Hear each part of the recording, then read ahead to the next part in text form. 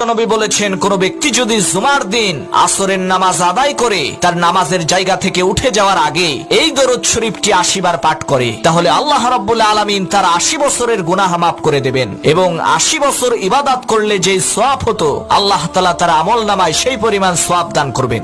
সুবহানাল্লাহ। দরুদ শরীফটি হলো আল্লাহুম্মা সাল্লি আলা মুহাম্মাদিন নবিয়্যিল উম্মিয়্যি ওয়া আলা আলিহি ওয়া সাল্লিম তাসলিমা।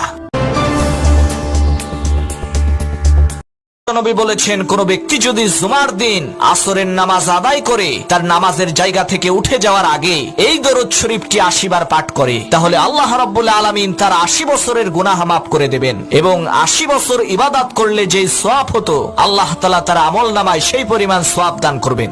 সুবহানাল্লাহ। দরুদ শরীফটি হলো আল্লাহুম্মা সাল্লি আলা মুহাম্মাদিন নবিয়্যিল উম্মিয়্যি ওয়া আলা আলিহি ওয়া সাল্লিম তাসলিমা।